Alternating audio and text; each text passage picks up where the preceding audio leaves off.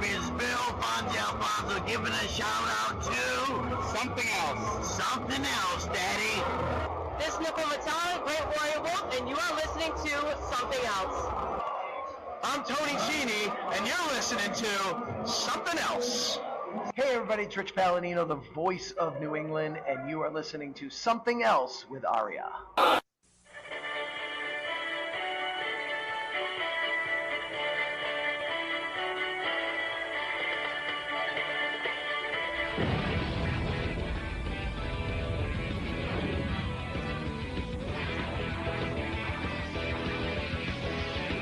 And welcome to episode number 109, Something Else. Feast your hair holes on this week's episode as we take a look at NWA Total Nonstop Action number 6 from July 24th, 2002.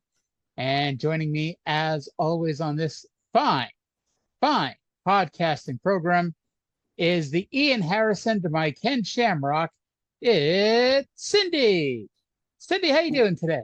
No. I'm not a one and done. I am not a one and done. I'm here for the duration. Well, if it helps, I'm not an 8 and done. Fine. The Jeff Jarrett to my Jerry Jarrett. Any better? Yeah, close enough. All right.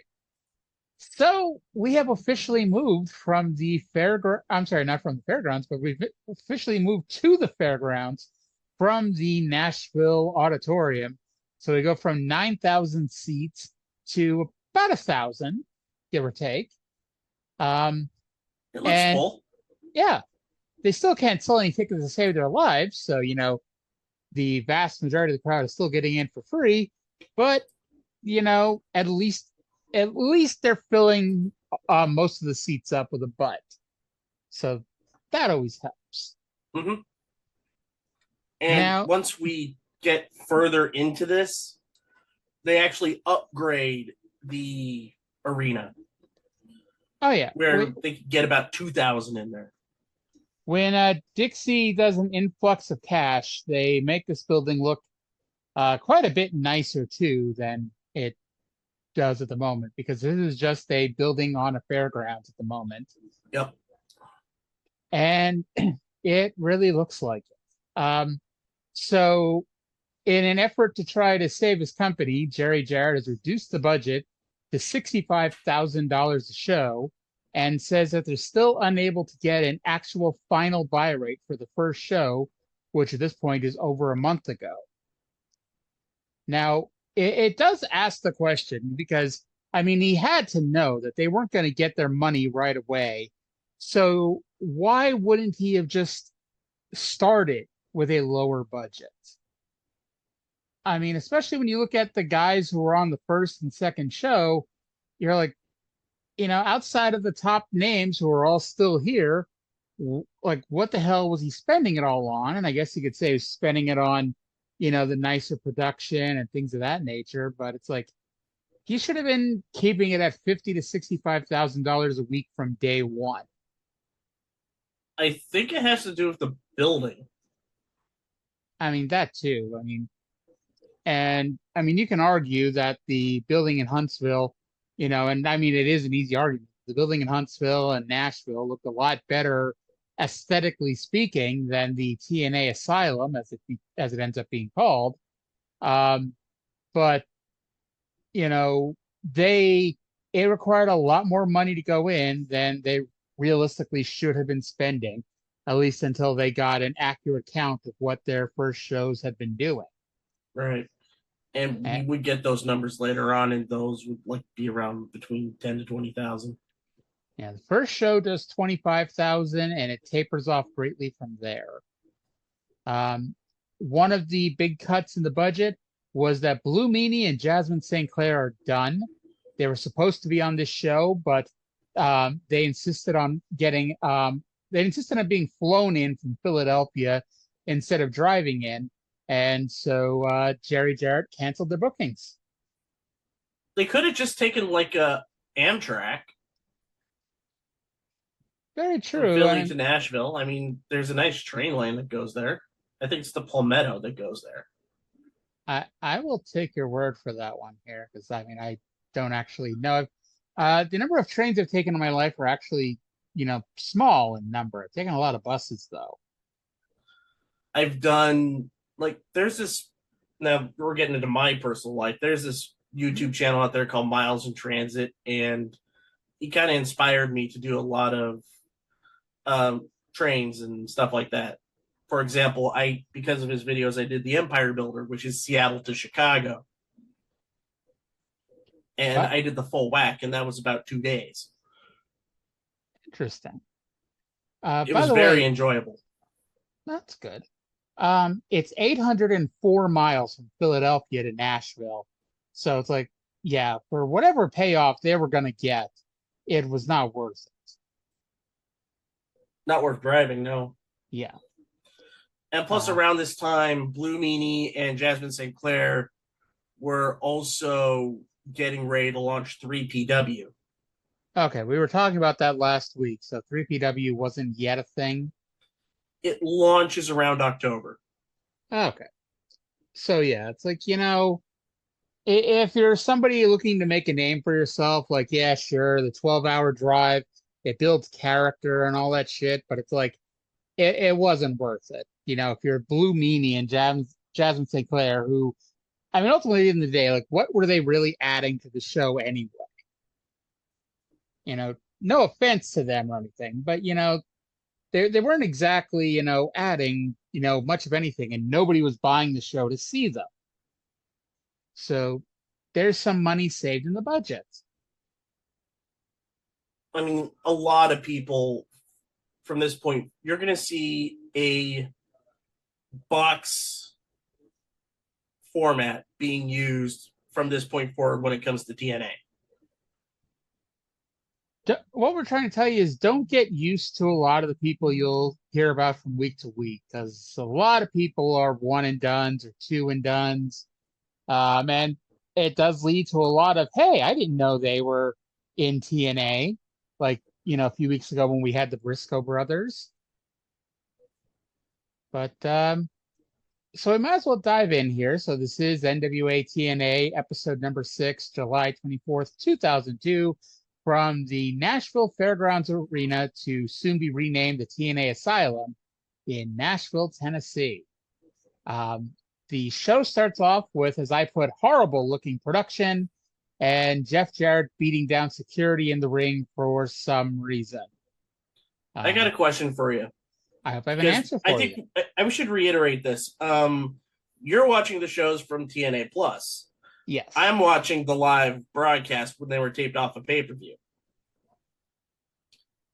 Okay. In the beginning, did the normal intro play? Or was it Jarrett in the ring, you heard the music, and he was just ranting and raving? I didn't write it down, but now that I think about it, I think it was we just cut straight to Jeff Jarrett beating down security. Okay. Was that what aired on the pay-per-view? Yep, that's exactly what aired on the pay-per-view. Okay. So apparently he's been in the ring complaining for 5 minutes. I believe it. Yeah, I mean, it's Jeff Jarrett. If you would have told me 20 minutes, I'd have believed that too. And he says that Ken Shamrock needs to bring him his title belt now and will not leave the building until the title's around his waist. In other news, Jeff Jarrett had a bed in the back that he had for about 5 months.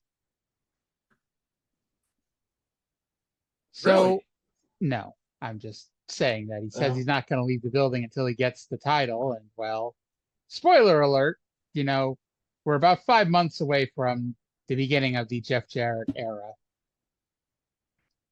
Or error, if you want to look at it that way. The true reign of terror. It's hilarious. Like, it's not even hard to realize why people stopped watching wrestling in this period of time. Because on one show you had the Triple H reign of terror, and the other show you had the Jeff Jarrett reign of terror, and neither seemed to be ending anytime soon. No, and then you had SmackDown doing their own thing, They had the quote unquote SmackDown 6, but it's still the stink of WWE. And around during the summer, we had that awful Sable return and, that dribbling awfulness. I mean, technically, if you want to be nice, Sable doesn't come back until 2003 after WrestleMania. That's what I mean. Okay. Because you talked about 2003. I was just kind of lumping it all together with this because it's fucking Jeff Jarrett and Triple H were simultaneously just doing their best to kill wrestling, and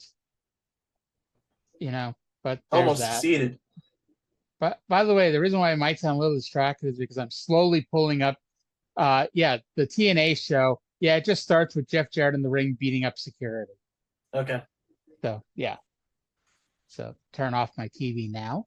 But we go backstage where Ken Shamrock is also beating up security for some reason, which may become my favorite line of this entire show. Shamrock tells off Bullet Bob and Ron or Don Harris, but instead of Ken, you can hear Jeff Jarrett complaining. It's Don Harris. Spoiler, my favorite running joke will be to say Don or Ron Harris and Don or Ron Harris. Because for the most part, they don't bother to tell you which one's which. I think Ron was the one who would wear the shirt in a few months. In a few months, I think it's in a few weeks. But we'll see when we get there. Now, the thing about Jeff Jarrett in the ring complaining into the microphone, I don't think there's a video screen, so it makes sense at least as to why Jeff Jarrett isn't shutting up while Ken Shamrock is backstage, because the fans can't see it, and they might wonder why the hell Jeff Jarrett's just standing there in silence for a couple minutes. Shamrock leaves the room they're in and tries to block the door, but in walks... Okay, we'll see what you think they said. I thought they called him the Iron Brick. B-R-I-C-K. The Iron Brick. Ian Harrison volunteers to not let anyone in or out of the room. Tenay then said there's no security left in the building, which seems dangerous after last week when security kept having to remove fans during the X Division title match. And that just seems dangerous to me. And there is a major, major issue with this show-long storyline of the security being locked in this room that I will scream about later. And I'm curious if you noticed. I caught it too, yeah. Okay, good. So we'll scream together, but we'll wait till later on in the show to do it. All right. Barons shows up and suspends Jarrett for 60 days. And he says you can do it the easy way or you can do it the hard way. And Jarrett decides to say, do it the hard way. And he KOs Bill Barons with the chair. Yes. The 60-day suspension, and there might be somebody out there going, okay, we're going to have 9 weeks without Jeff Jarrett. You're lucky to have 9 minutes without Jeff Jarrett. Let's just say that. Ken Shamrock finally runs to the ring to beat up Jarrett when Monty Brown and Apollo officially make themselves security as they run in to hold Ken back, which allows Jarrett to hit Shamrock with a chair. And so Brian Lawler and K-Krush run in to take their friend to the back. Makes sense. And this sets up a lot of storylines that are going to happen over the next couple of weeks. Yes, indeed. And to clarify about something, you said the Iron Brick. It's the Iron Brick Ian Harrison. I'll talk a little more about it later, but I will say he has been around for a little while. He actually had a match on Worldwide back in 2000. Everyone had a match on Worldwide. It's like being an actor on Law and Order. You were never on Law and Order. Are you really an actor? If you didn't appear on Worldwide, are you really a wrestler from the 90s and early zeros? He also was a pretty big heel in the XWF. All 6 hours of it. even did the arena shows that they did. Wow. Good job, Iron Brick. I'll say Iron Brick, I think, is a better name than Iron Bricks. Yeah. Iron Brick Baker, DMD. Wow. That's a team waiting to happen. Is Ian Harrison still alive? Yeah, he's still alive, but we'll talk more about that when we get later on in the show. I'm afraid now. But by the way, I want to mention they go to the broadcast team, which I'm only bringing up because it looks like half the arena is in the dark. But we finally get our opener. It is the Amazing Red in his debut versus Low Key. So this was a fun opener. Inject this match into my veins now. We are going to inject this match into Cyndi's veins. And I thought it was not only a great way to debut Red, but a great way to give Low Key a big win here because, spoiler alert, Red misses a crossbody block. He hits Treble in Paradise, but misses a corkscrew moonsault, which is also called the Infrared. And then Low Key finishes him off with a K-Krusher 99. I really like this match, and this is, I guess I did it last week too, but this is kind of the start of the new format of the show where they start the show with a good X Division match. And they've actually been doing it for a couple of weeks now. And so they're realizing they're getting onto something because, we got the AJ, Jerry Lynn in the title feud. And so it's also important to give us the contenders in a match every week too. And that's what we got here. And that led to a fun little opening of the show. Yep. I gave it a 5 out of 10. Okay, now we need to explain. We talked about this last week. Arya's rating systems are based off of the star ratings or something close to that. Yeah. Mine is just how I personally feel about the match,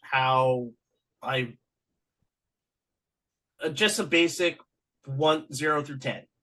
Yeah. I like going out of 10 for a number of reasons, but also if it makes you feel better to think of my rating as a star rating, cut it in half. So I said this was a 5, so look at it as a 2.5 star match if that makes you feel better. How about this for a disparity? 9 out of 10. Really? Love this match. Well, also helps that Tenay West and Ferrara put both of them over. This was a lot of stuff that nobody had seen before unless you were one of the 100 some odd people that were watching these two in the New England area or Philly. Like, I don't think Red made his debut in Ring of Honor yet. Not actually. I think Red was on the first show. I think.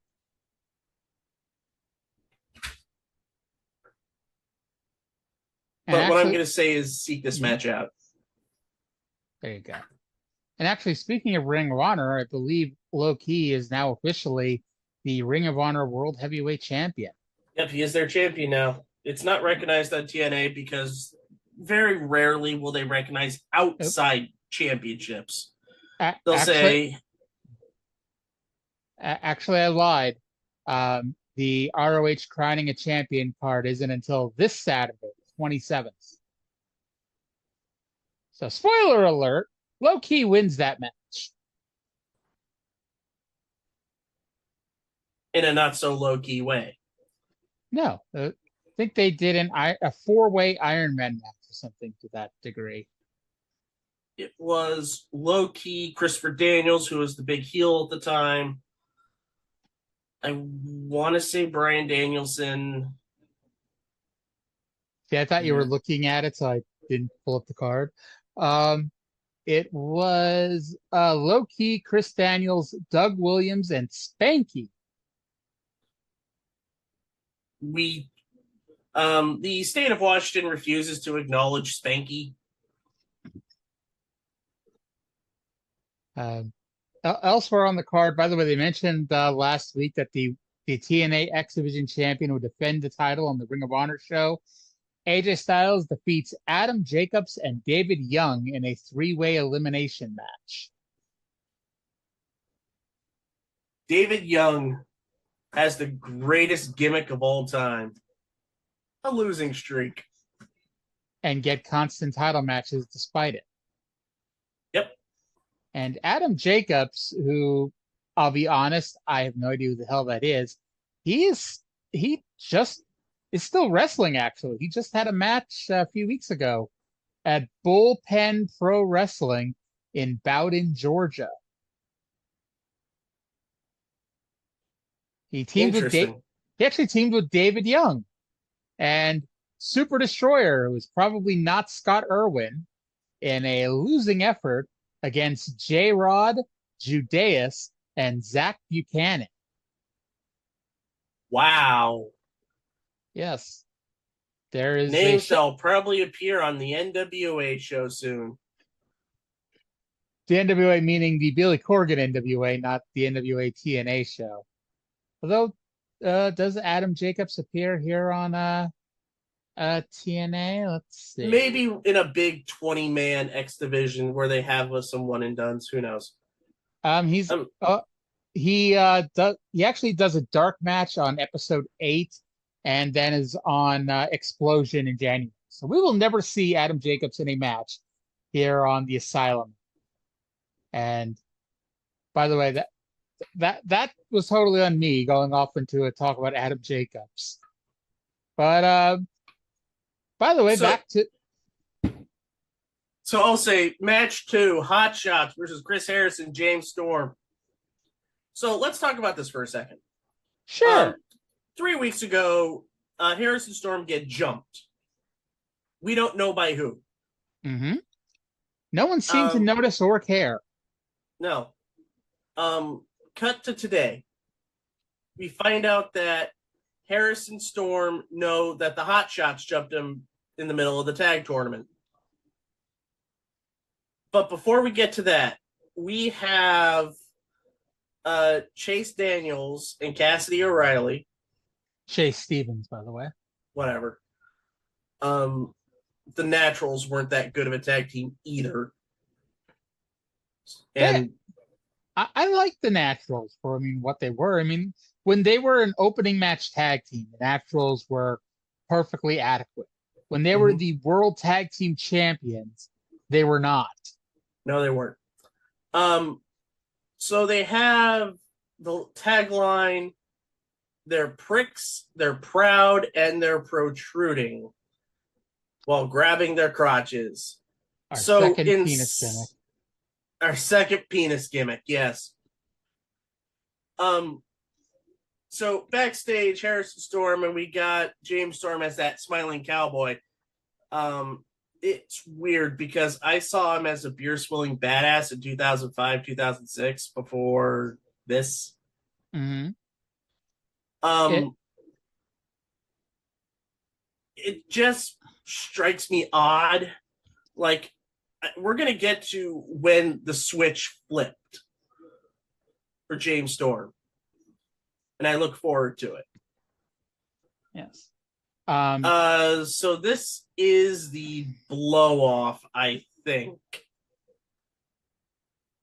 But the match itself was fine. I think fine might be more than by the way, this is America's Most Wanted before they were America's Most Wanted. They're still just Chris Harris and James Storm.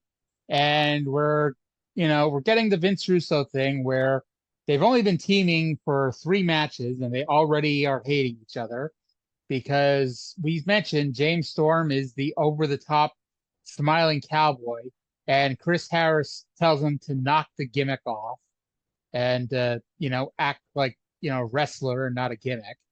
And then he says that he picked Storm as a partner. And I'm like, no, you didn't. Bill Behrens saw you walking out the door after the redneck team refused to wrestle the gay team, and he told you to go wrestle together as a team. Forget. There's a lot of this I would like to forget. decent match, I guess. I'll be honest, the Hot Shots are bad. They don't have that much chemistry to me. No, and it's like one of those. It's a Nashville match. It's a match that I'm sure the fans in Nashville saw 1,000 times, on the local shows already, or at least not really so much this match because Harris and Storm are in a feud with each other, but they saw, they saw Chase Stevens and Cassidy O'Reilly as a team long enough before this, and they did not, they were not that impressed by them either. But the finish, Harris picks up the win, hitting Chase Stevens with a Northern Light suplex. And I gave the match a 2.0 out of 10. 4? Yeah. And then after the match, because this feud apparently can't just end, it can't just be one and done here. After the match, the Hot Shots hit both men with a combo German suplex super kick. And then the Hot Shots hit them with James Storm's fake pistols. Which Chris Harris in the backstage promo told him to leave behind. Chris Harris knew what he was talking about because he knew those were going to be used. By the way, these two do have a straight up 2-on-2 match again, but it's not until October 23rd. Which is when Cassidy O'Reilly decides to stop wrestling for a while. Not quite. One of them stops. Actually, they are still on this show off and on until March. Their last show is number 35 on March 5th. Now, mind you, they're not on very much. Like they're after this, they're not here for another 5 weeks, then another month, then another month, but then they're on for like 4 weeks in a row until we get to the end of November, and then they're not on again until February 26th, and then March 5th is their last match. And they're on the pay-per-views, not even explosion matches. Like, what the hell? But that is still to come.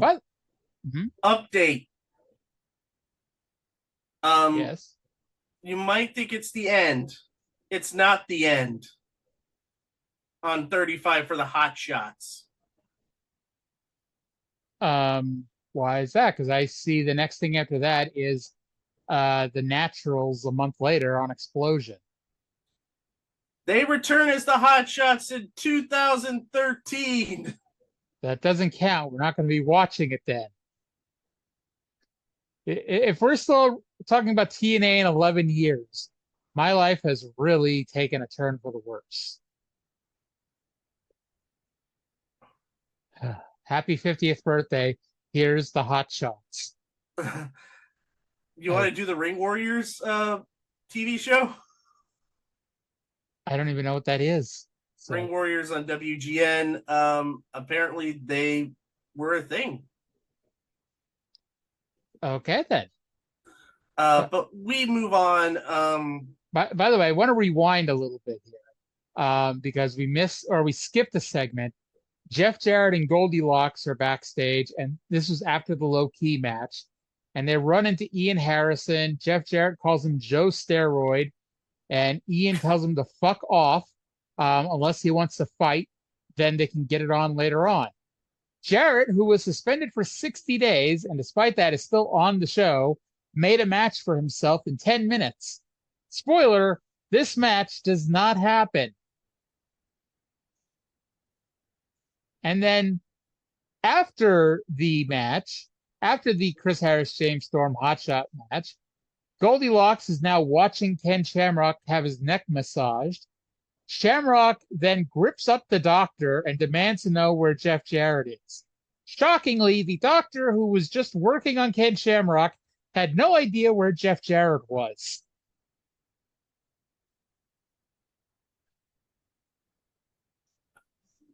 TNA.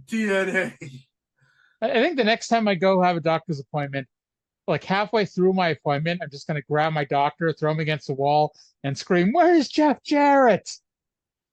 Well, you better find a new PCP. Well, I may do it to my endo instead.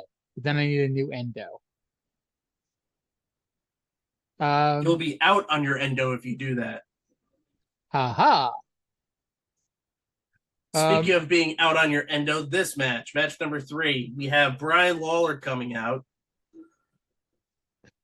to take on Apollo. Yep. Who, according to Tenay, Apollo relocated to the U.S. from Puerto Rico. Again, Puerto Rico is part of the United States. In case anybody cares. We'll talk more about Mike Tenay's knowledge base on episode 7. Is everybody from the Orient on that show? We'll talk about it. Okay.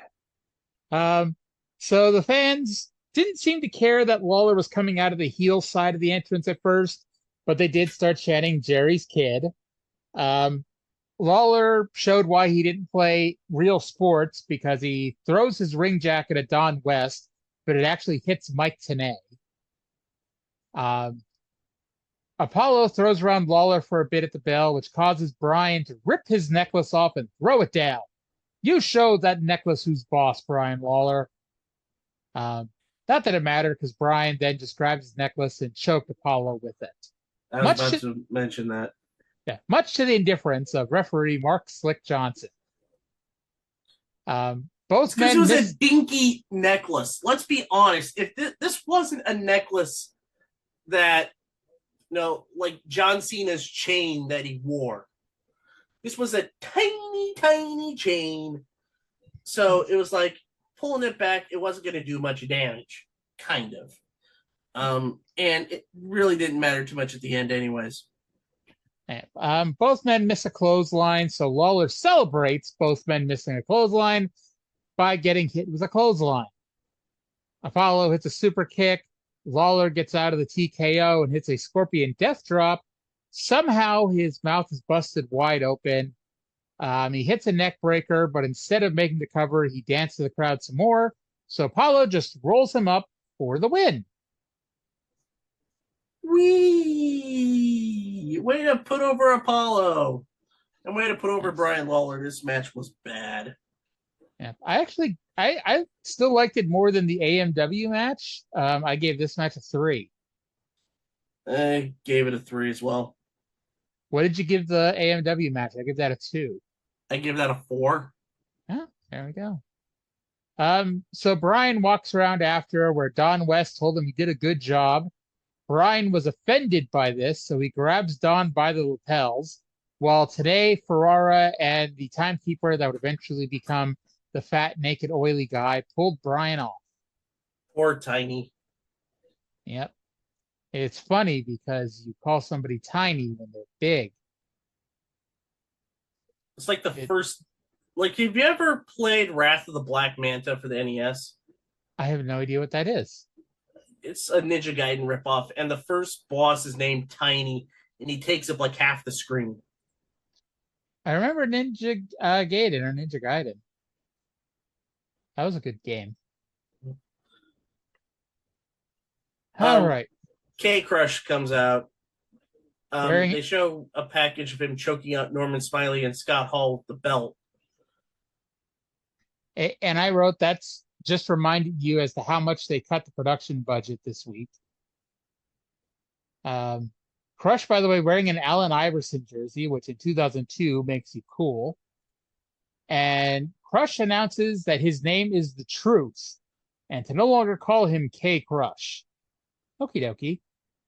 So The Truth said that he will walk and talk how he wants to walk and talk, no matter what they want.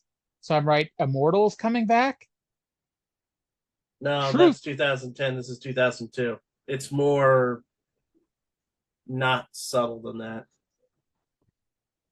Truth says he knows how great the other... Truth says, I really wrote this weird. Truth says he knows how the other great ones like himself feel. So the Truth knows how he feels.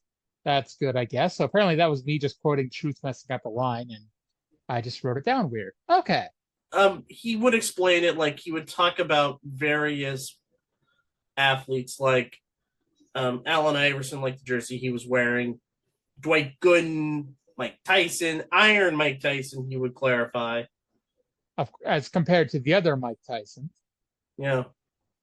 And O.J. Simpson. Before he's interrupted by Abyss's music, but instead of Abyss, it's the alpha male Monty Brown. I am not gonna get used to this for the next 3 months when Monty Brown still has that theme.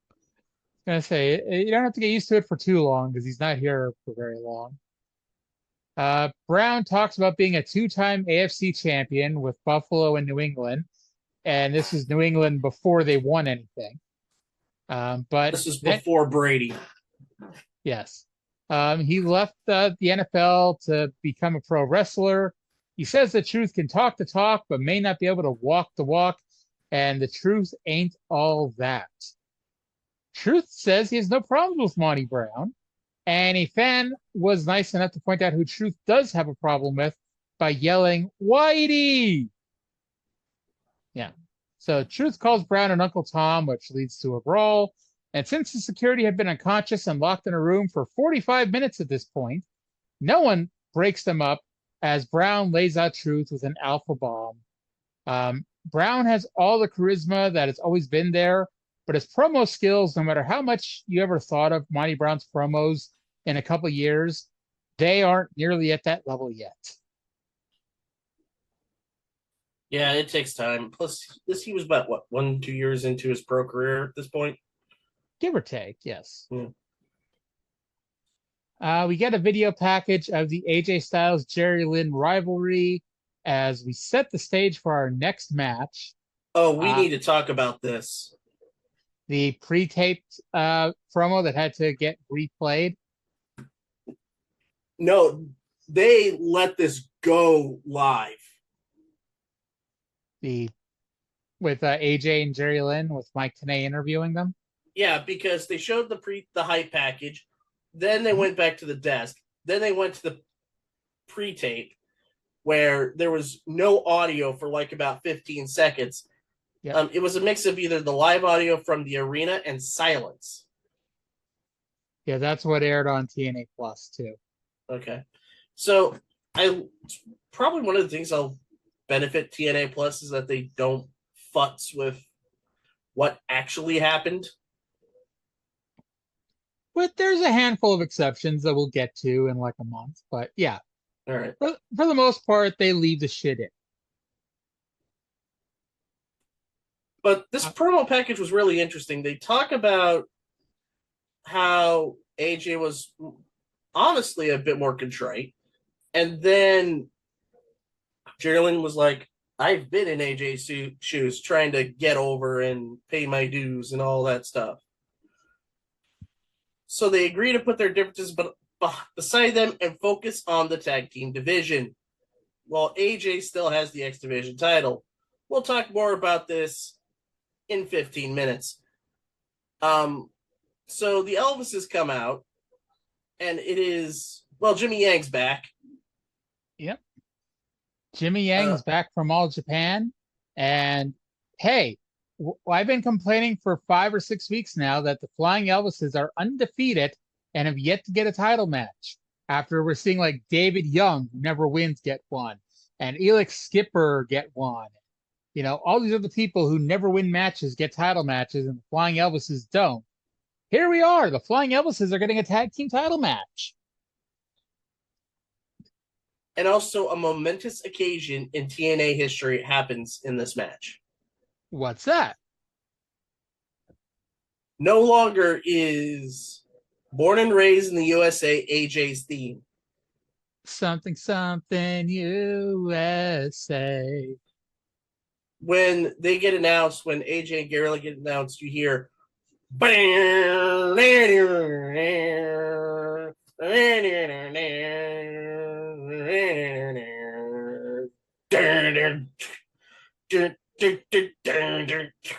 every day of my life, you are, I am. AJ's theme debuts this week. The theme he would use until his bitter end. Except for that like brief period of time where he was emo AJ Styles. Big jacket AJ. Yes. When he gets the soccer mom hair and the beard that he still has to this day.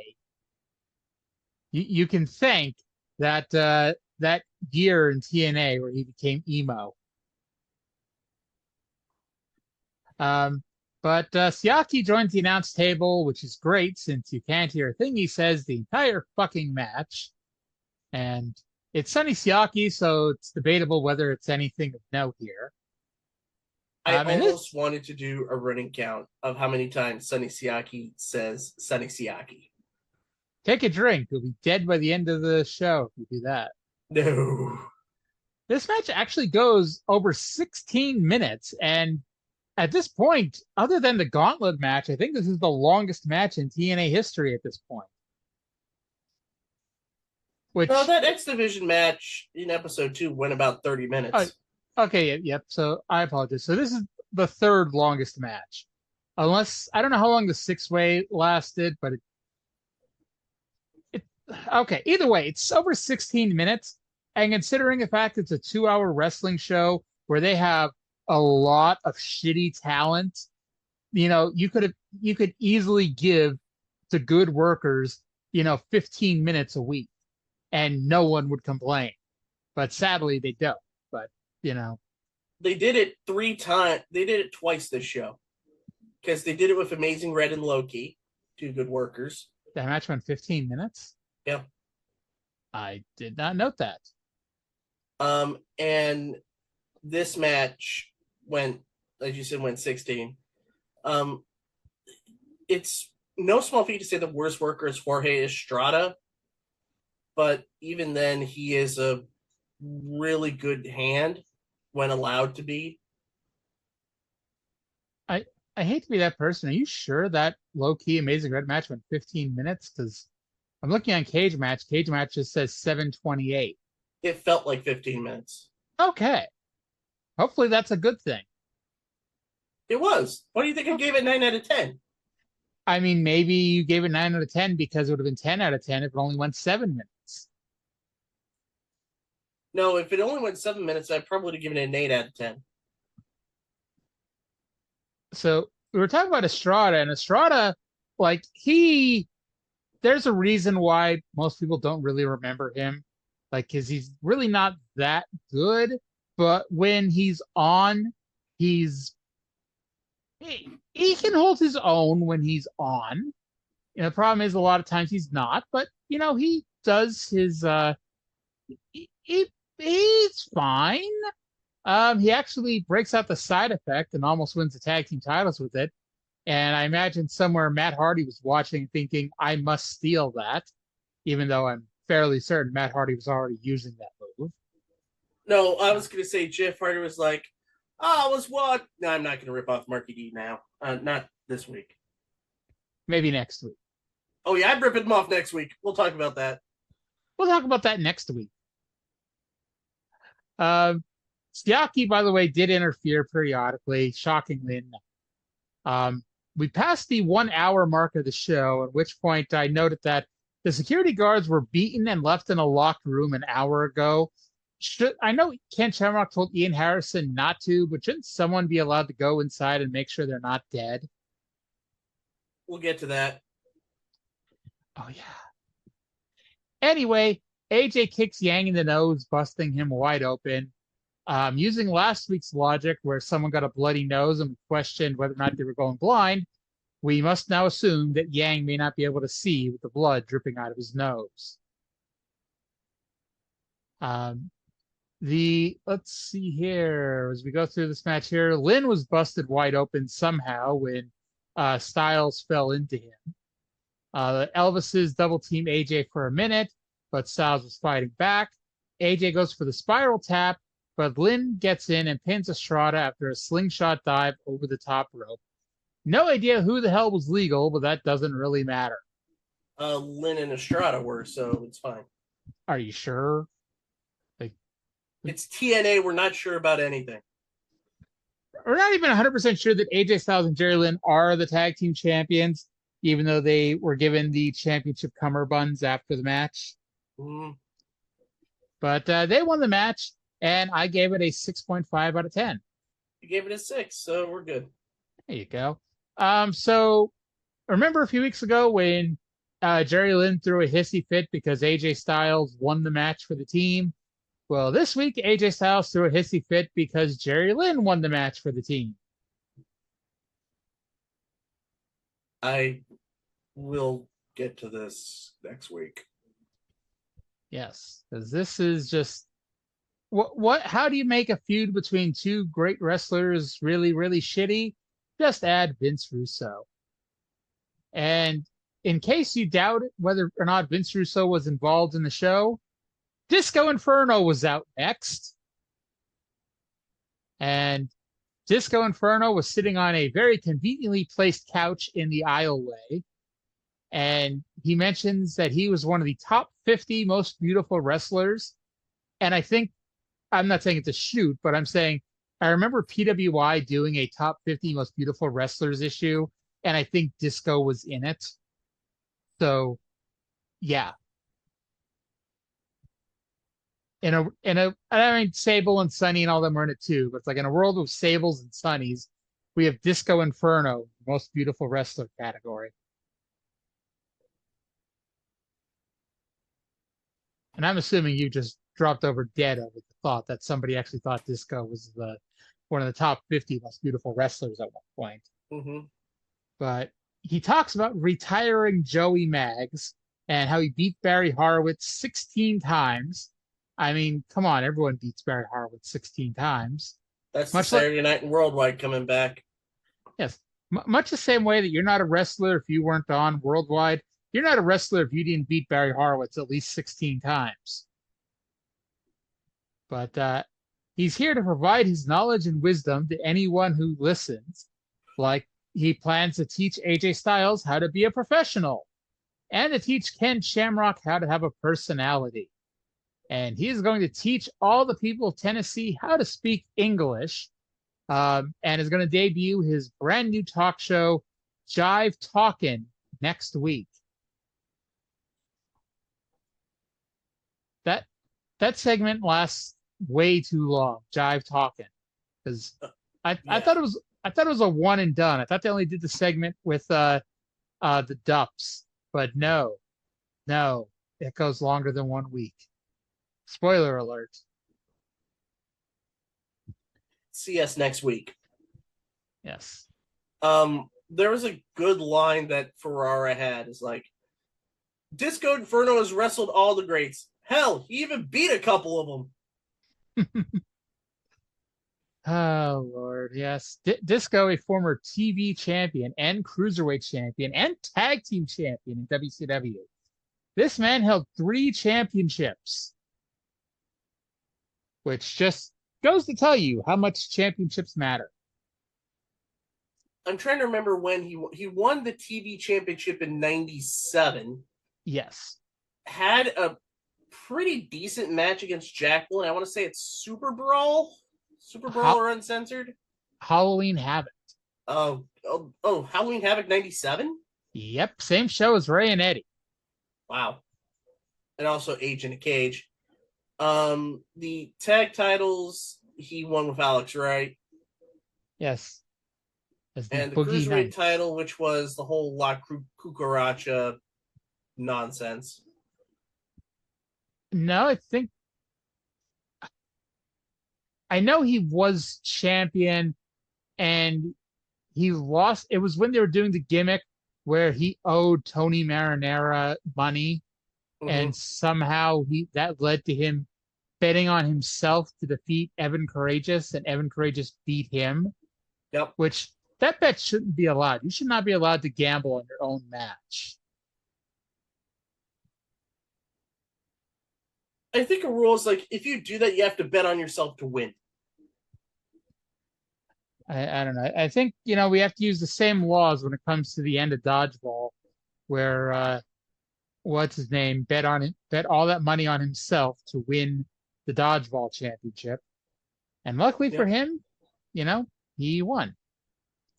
And luckily for us, we got to see more Goldilocks, as now she's backstage where Ken Shamrock is talking to Ian Harrison briefly about Jeff Jarrett, while the security, who appears to be alive, yelled to be let out. Now, speaking of teams that we didn't realize were in TNA as early as they were, Simon Diamond and Johnny Swinger come out next to take on the alpha male Monty Brown and Elix Skipper. Elix, who just last week was teaming with Christopher Daniels, decided to trade in Daniels for the alpha male. So Brown and Skipper come out to babyface tunnel, but Skipper is acting like a heel. And so we're assuming Diamond and Swinger are the heels. Skipper, the heels take down Skipper with a clothesline after Diamond misses the drop kick. Diamond uses the Three Amigos, but finishes it with a front suplex as opposed to a normal suplex. So maybe Matt Hardy lent Eddie Guerrero his tape of this show. Skipper avoids a corner charge by Swinger. Diamond accidentally hits his own partner. Skipper makes the cold tag to Brown, who power slams Diamond, press slams Swinger. Let's see here. The heels, we break down into a four-way. The heels hit the M&M snapshot on Elix Skipper, but Slick Johnson refuses to count because Skipper is not the legal man. And then Brown pinned Simon Diamond with an alpha bomb. So there's one part of this match that I loved, and it's during commentary. Well, Tanay brought up the irony that Elix Skipper had that CFL gimmick that we talked about last week. Yep. And so right that he's teamed up with an actual NFL star who's played in the Super Bowl. Indeed. It's Grey Cup and the Super Bowl coming together in one match here. How was this not on ESPN then? It was missing a rouge. A rouge? It's an extra point in Canadian football? Yeah. Well, you are our Canadian football expert.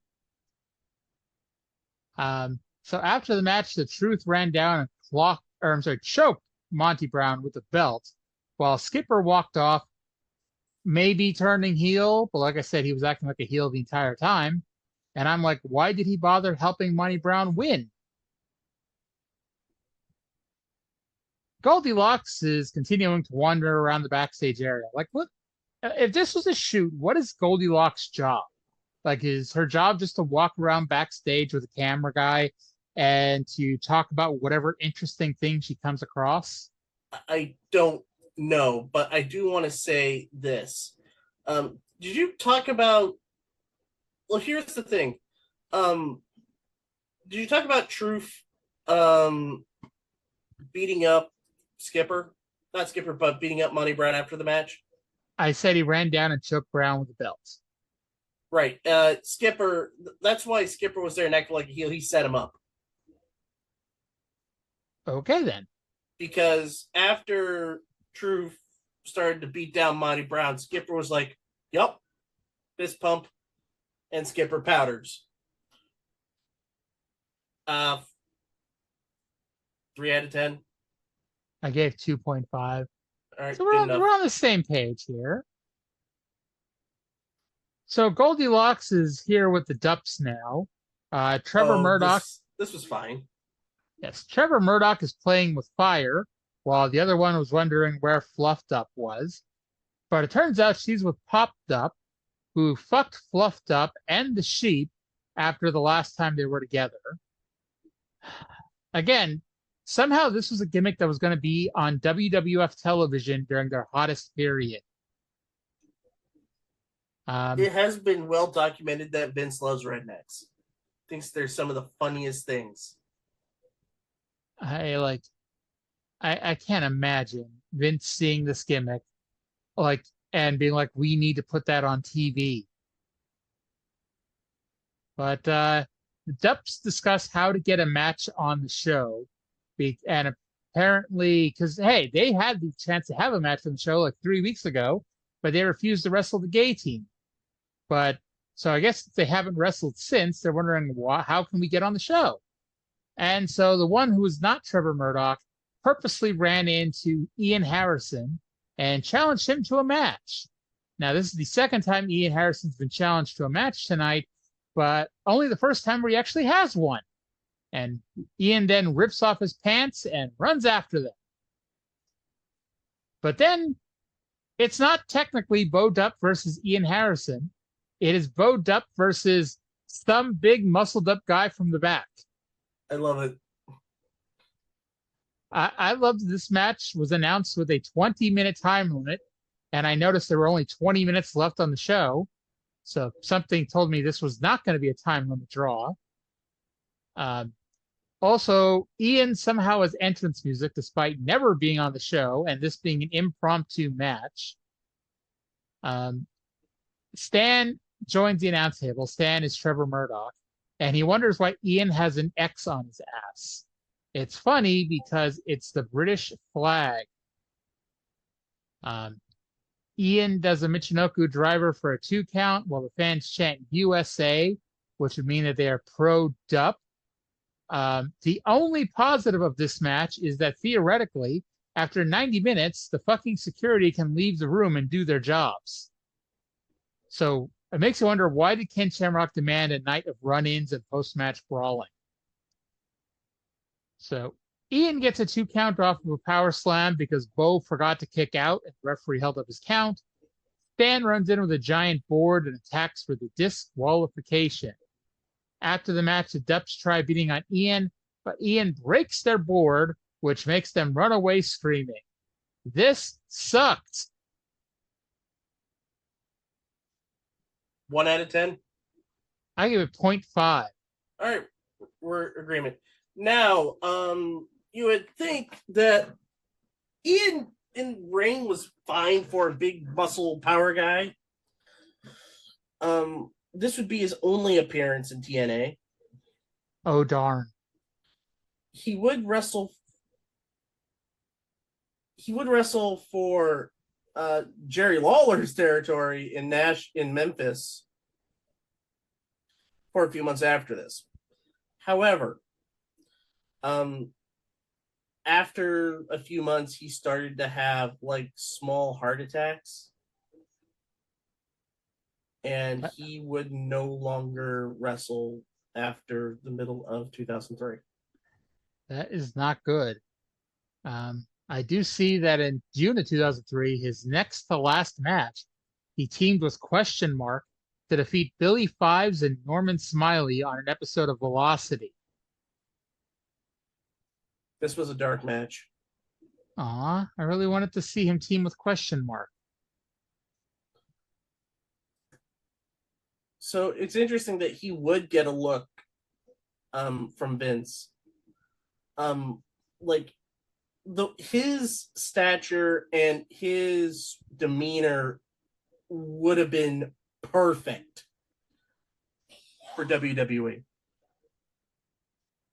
So you didn't tell me about his last match, and I guess he had a couple matches around this time, but it was for Memphis, where he was in a tag team called Shock and Awe, and he was Awe, and his tag team Shock was Spellbinder, who is also Del Rios. He was Fantasio in WWE. And he was just one of those guys who were always in Memphis forever and a day. No. But Shock and Awe. But okay. So this show's going on for 6 weeks. And we now have either the greatest or the worst moment in TNA history at this point. Jeff Jarrett, now that the iron brick is no longer blocking the room, Jeff Jarrett removes the inanimate metal rod holding security in the room. He goes into the room, where not only does Ken Shamrock magically appear, but there is another fucking door in the room. Yes. To reiterate, there was a second door that the trapped security could have left through, but decided not to. plus Ken fucking Shamrock, the guy that beat them all up, went back in the fucking room to wait for Jeff fucking Jarrett and also fucking locked himself in the room. This reminds me of, this is 2006 Raw, where Big Show and Kane were a tag team against, I think, the Spirit Squad. Spirit Squad blocked one door to the locker room where they stuffed Kane with this forklift. And then once Big Show moves the forklift, Kane walks behind him and says, "Hey, what's happening?" Like, "Hey, how did you get out?" He was like, "There's another door." And I'm like, Jesus Christ. It was Carlito and Chris Masters. Oh, it was okay. Because it also that's right, because Spirit Squad was afterwards. Yeah, it led to the great sound drop of Big Show pushing the forklift out of the way. Because all you hear is, "Ugh, I'm coming, Kane. Ugh." And use your imagination, people. But yeah, this was so stupid. Now that it breaks logic.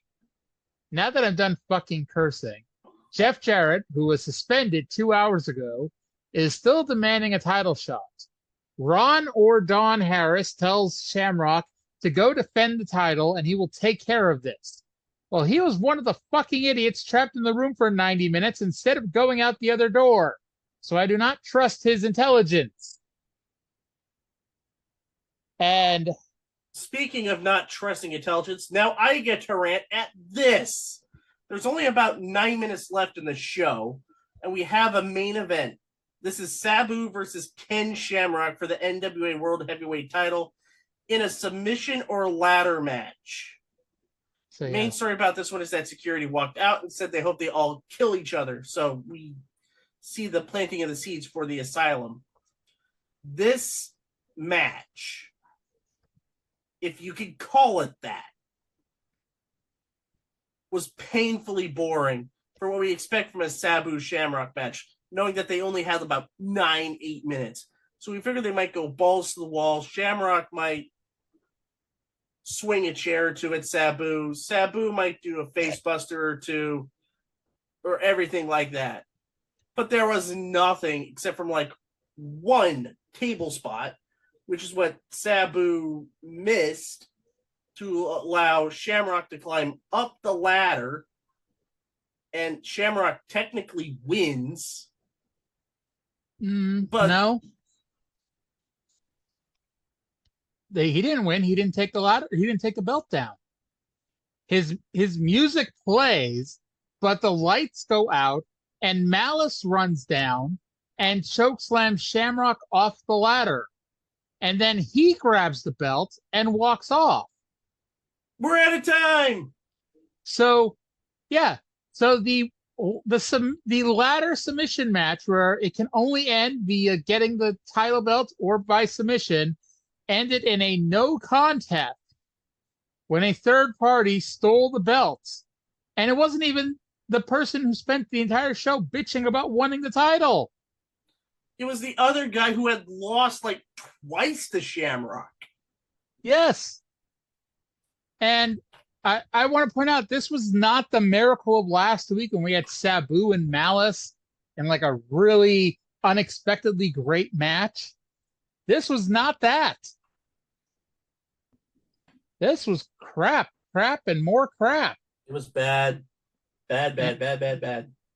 And I don't think they mentioned this, but Sabu is a former NWA World Champion. In the year 2000, he beat Colorado Kid Mike Rapata and then lost it back to him 5 weeks later. It's because Sabu was exiled from ECW. He burnt his bridge in WCW. WWF didn't want him. They didn't want him when he was, well, good is a strong word, but they didn't want him when he was good. Yeah. So the only places where he could go were the lower tier indies and XPW. Are you trying to say XPW was even lower than a lower tier indie? That's mean. Or not mean enough. He went to hardcore porn. And I bet he won a championship in that hardcore porn too. But by the way, the show goes off the air with the announcers calling Malice a thief. I gave this match a 1.5 out of 10. 2 out of 10. Moving on. But moving on. By the way, the Ian Harrison match I gave a 0.5. I think I said that, but just in case I didn't. I gave it a 1. Yeah, we did. Because you liked it twice as much as I did. Which is about the size of an ant. By the way, Ricky Steamboat will be here next week, and he will have full authority of the show. And I say not a moment too soon. Ricky Steamboat, in many ways, is the MVP of these shows, even though, honestly, they try to turn him heel. I don't think he lasts long enough to be turned heel, but they were in the middle of turning him heel. But we'll get to that next week and the week after. Yeah, as far as the entire show, like, there was some good on this show. I like some of the seeds that got planted. I like 2 of the matches a lot. I hated this show, despite the 2 matches I liked. Match quality, average ratings a 3. Overall enjoyment, a 2.0 out of 10. The X Division is very quickly becoming the only reason to watch these shows, but it doesn't help when we have this shitty AJ Styles Jerry Lynn storyline. Future build, so the desire to want to spend $9.99 next week based on this show, 0. There was nothing on this show that I wanted to see more of next week. That is harsh. That is very harsh, especially for low-key Amazing Red, Styles, Lynn, the Elvises. To a lesser extent, Harrison Storm. I like this show. This show is fucking killing me. 1.67 as an overall rating, which I'm pretty sure is the bottoming out number. I think even next week I give a higher rating too, even though next week is episode 7. And more polarizing. Yes. Oh yeah, next week's show I like more than twice as much.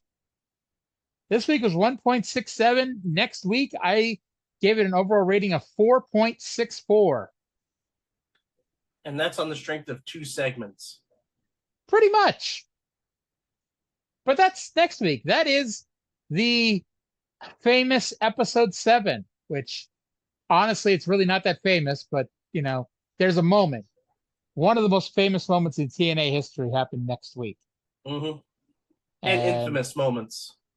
Oh yeah. We're not saying famous because it's a good thing. Not by any stretch of the imagination. But that's going to do it for this week. Cyndi, do you have anything to say to our fine, wonderful audience before we finish things up? We're going to be here forever today, people. 2 years to go. 2 very long years to go. Bye, everybody.